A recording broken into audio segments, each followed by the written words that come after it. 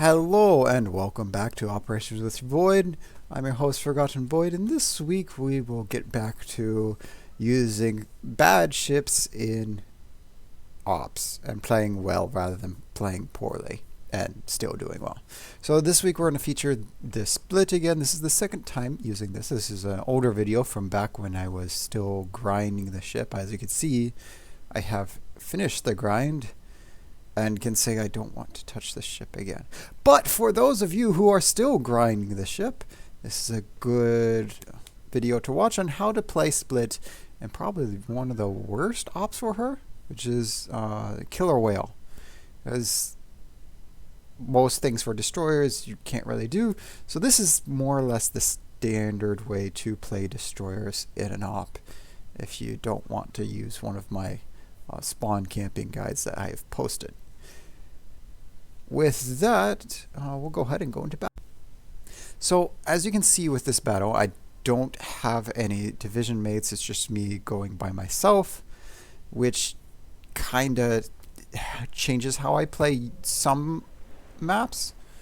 Like, in Killer Whale, if I had a good destroyer in this, we would talk out who's going where, what we're going to do to complete the op.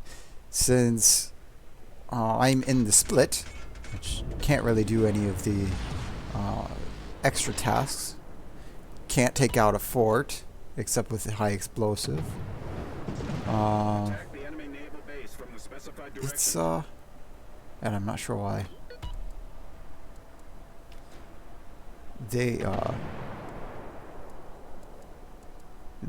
Yeah, so sometimes I have to change my keyboard. I actually have 3 keyboards on my computer. I have a Japanese, the US, and the Chinese keyboard. And so I have to swap through them because where things are change based on what keyboard you use.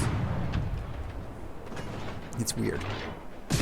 But anyways, so because I don't have anybody to discuss with, I just go in normally. So one thing here is you notice how there are 2 ships immediately going for the southern entrance, and we're going for the central entrance. We don't go for the southern entrance. We could, and we could go and fight the destroyer, and then we'd have to fight the Bayern. We don't really have the torpedoes to fight the Bayern, and we don't really have the guns to fight the Bayern, so we don't want to fight the Bayern. And so we're going to go through the north entrance. And then we can use our guns to support anybody going after there. But most of the time, if you're going alone, the central entrance is the best place to go.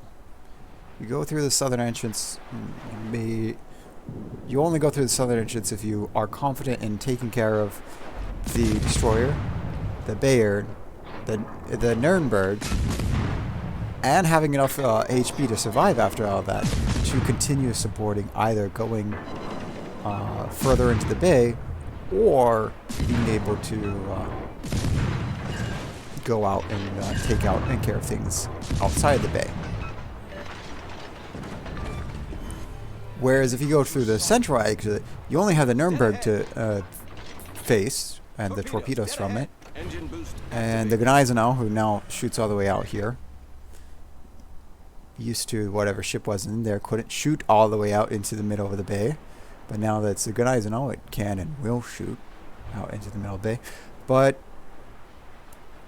yeah, and if you're going through the center, then you can use your guns to shoot with more time rather than having a destroyer suddenly pop up at 3 kilometers away, because you couldn't shoot at it until before it was 3 kilometers away.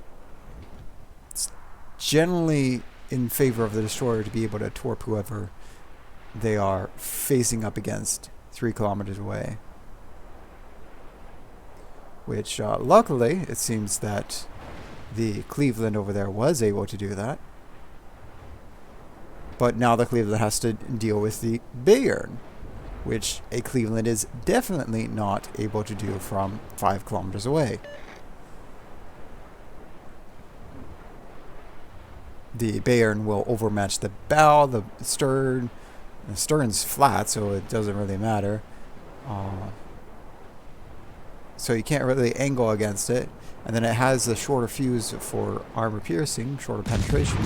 So if you turn broadside, you're definitely getting citadels.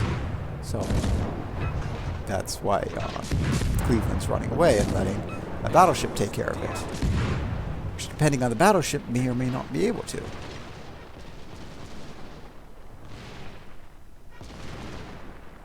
And in this case, it was a Gneisenau. Just barely able to get those torps off. Had to beach himself to do so.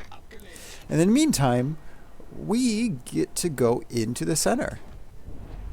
And because we got to speed boost in, and we got to basically hang out and shoot at forts, not really being shot at because we went to the center, we're able to get in here and farm experience. The transports actually are worth quite a bit of experience, surprisingly.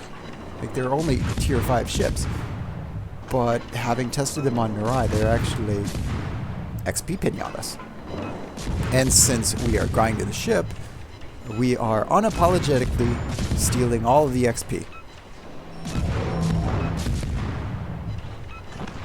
And 6 torpedoes take out 2 transports. So we're already down. We already got 3 of the transport kills. Pretty much everything from them.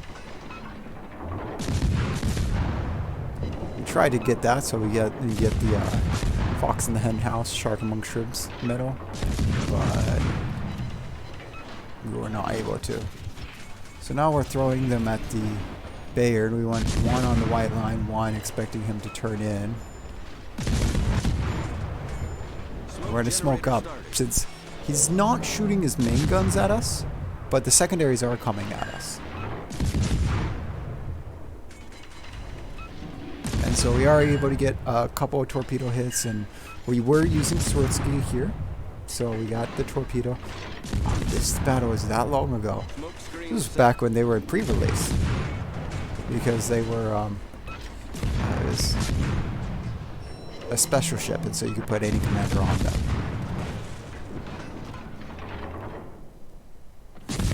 And so now another thing about taking out the transports very quickly is all your allies are forced to shoot at the ships with guns. Because if you're the only one shooting at the ships with the guns, your allies are absolutely going to shoot at the transports. So you get in there, kill the transports with the destroyer, and then everybody else has to shoot at ships with guns. And this will also mean they're not going to go in so deep, or hopefully they're not going to go in so deep so that they can support. Because at least with a destroyer, you can activate speed boost and get back out of the harbor really quickly. Destroyers and cruisers, depending on them, may not be able so fast. Like, the Cleveland is not very fast. It should not go in. Shipmano, yes. Shimano might be able to, because she's fast. Atago is fast. They go 36 knots normally. They can go in all the way and go back out, but if you're going in the harbor, that means either someone else is camping the reinforcement spawns, or you are not comfortable with them. For most of the fast cruisers, you generally have torpedoes and can camp. Bayard. Bayard is one that can't really camp anything. Bayard's fast, can't really camp any of the things. Bayard would be a fast cruiser you can bring in and out. Same with Cherbourg. But, okay, French cruisers. The French cruisers you can go all the way in, and it's fine. Engine boost deactivated. But as you can see, since there's nobody camping any of the points, we're probably going to lose a star because the Nuremberg is going to go in the harbor. The Nuremberg doesn't come in, and the Bayern definitely will come in. And both of them, and because no one's up there to keep them from coming in, we're going to lose a star because battleships generally overpen them, and cruisers don't usually kill them quick enough, and they'll get in.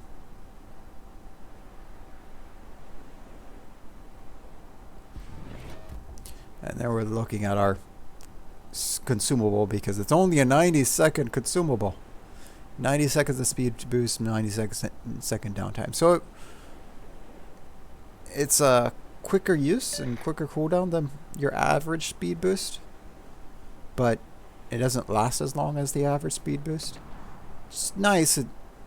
It's better for PvP because it allows you to speed boost out of danger, and then once you are going back into danger again, your speed boost should be back up again, so you can again boost out of danger.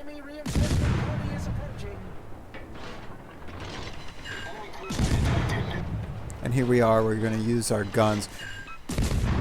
The one downside of this is you don't get armor piercing, which you use armor piercing against cruisers. But since you're stuck with high explosive only, that's what you're going to be using on destroyers. So this is very much, it feels more like a destroyer killer or long range gun support boat. It doesn't feel so much like a Smoke generator started. it feels too niche as a ship to be good. Like the better ones feel like they do multiple roles, at least 2 roles, at least a role very good. This one feels like it fills 2 roles poorly. I guess long range support would be okay. HE spamming would be okay. Problem solved, sir. So what we did there was we were using our Engine boost smoke screen to try and activated. smoke up and help our ships, which obviously it didn't help that much. The Fubuki right there. Should have seen the Fubuki. There was a smoke screen there. But we are very much split on targets, trying to take out the Fuso, which is necessary to get a star. Nuremberg is also necessary to get a star. And the Fubuki, which is just dangerous.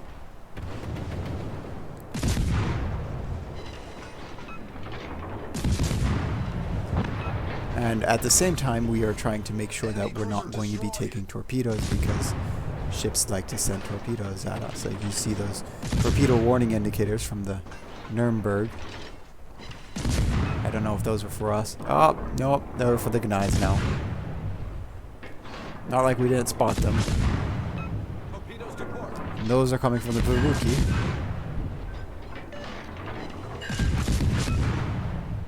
And so this is what we are adjusting speed, adjusting course, and this keeps us from taking the torpedoes. So, okay, we have Commander Jenkins going up there to face the Bayern all alone. Go, Jenkins, go. Engine You can boost do it. deactivated. Don't ram him. Go up and torp him. You can do it.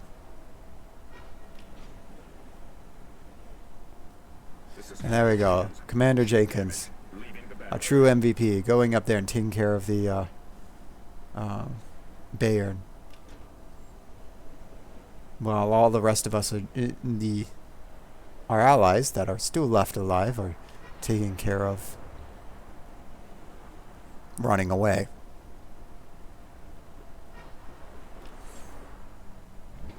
And so this is what I don't like about the ship. It only has 8.5 kilometer torpedoes. It's very bad for. Feels almost as bad as the 4-kilometer torpedoes, except usable. Like the low tier torpedoes, they feel okay at low tier.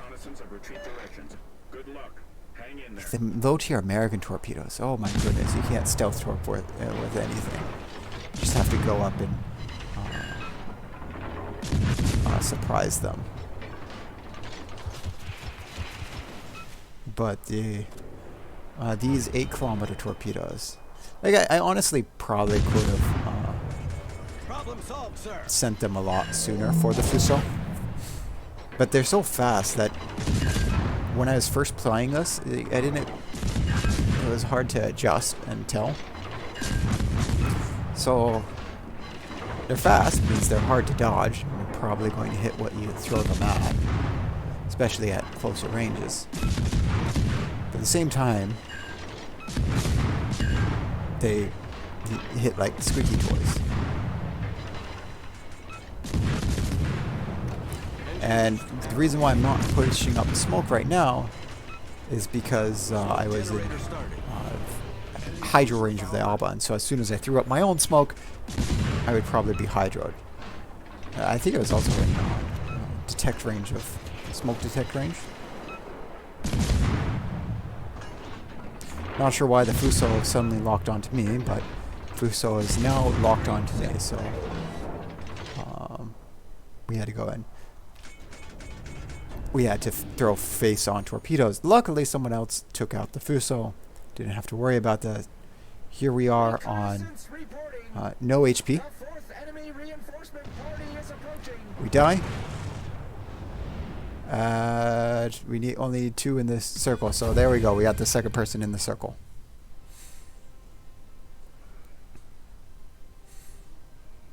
So we didn't go through all of the waves, but we did get 5 stars, thankfully. All because of Commander Jenkins, our MVP. And even with a Cleveland Helena, Zeiton, Mines, Tugan Eisenos, we topped the team in a split because, 1, we went after the transports, and 2, we were there shooting at things when things need to be shot at. We weren't cowering in the back or going the wrong way or putting ourselves... Okay, we put ourselves needlessly in danger a couple times. Like, I could have gone after the Alba, not the Alba, the Fubuki more and killed it sooner.